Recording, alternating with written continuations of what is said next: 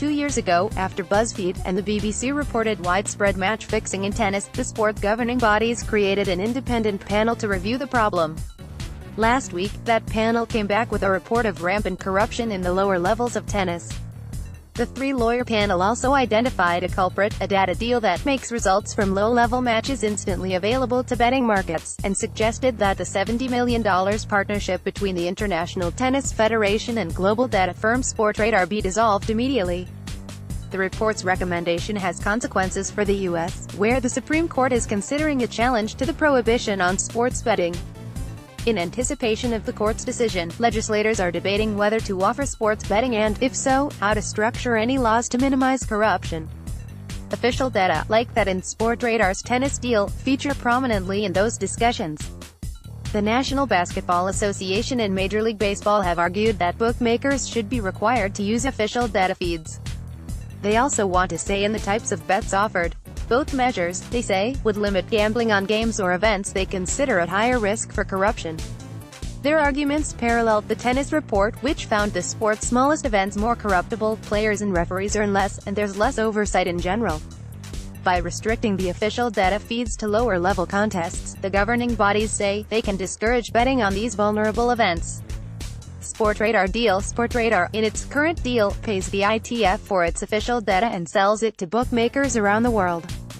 The Swiss company offers data for some 60,000 of those lower-level matches each year, precisely the events that see a disproportionate amount of tampering. The panel reported that match fixing was particularly acute and pervasive in tournaments that have minor prize purses of $15,000 or $25,000 and limited monitoring of betting patterns. As of this year, Sportradar now also provides monitoring services for ITF events. The report says the Sportradar deal, which was signed in 2012 and extended in 2015 at 6 times its initial price, sparked the corruption. In the 2 years prior to the initial agreement, only 3 ITF events raised red flags for corruption. By 2016, 1 year after the $70 million extension was signed, that number had jumped to 240 events. It was 185 last year. Both the increase in the price of the rights and in suspicious incidents coincided with the rise of online and mobile gaming, which has led to a rapid rise in gambling on sports at all levels. Sportradar has defended the agreement and disagreed with many of the report's conclusions. Prohibiting data partnerships will not stop betting, live or otherwise, on these matches, nor will it remove corruption risk at this level, the company said. Pre-match betting will remain available, unofficial data will be collected, generally available match statistics can be used by betting operators anyway, the risk of data fraud and ghost matches will increase, and there will be no clear contractual basis by which operators will be bound to reporting and transparency requirements. This will almost certainly encourage black market activity. Tom Russell, Director of Legal and Regulatory Affairs for Sportradar's biggest competitor, Genius Sports, said data partners and league control is critical.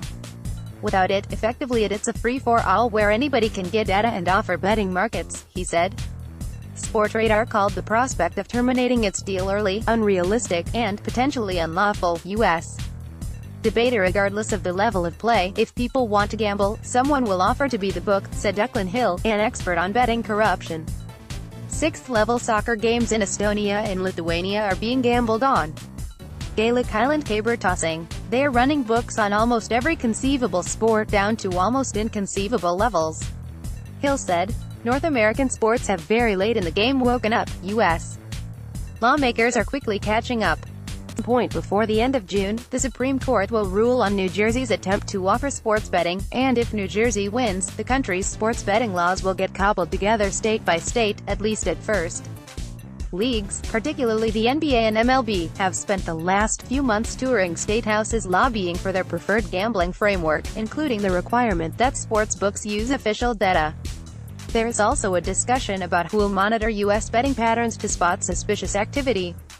Enforcement models. In 2008, the ITF, along with the Association of Tennis Professionals, the Women's Tennis Association and the Grand Slam Board, formed the Tennis Integrity Unit as an independent body to monitor corruption in all levels of pro tennis. Tampering is not unheard of in team sports, but tennis is unusually vulnerable to match fixing. It's a solo sport, and in-game betting means a player can intentionally throw a game and not dramatically hurt his chances to win the match. Suspicious alerts happen as high as Grand Slam matches, and the report finds that mid-level contests actually have more than double the rate of integrity alerts than the lowest rungs.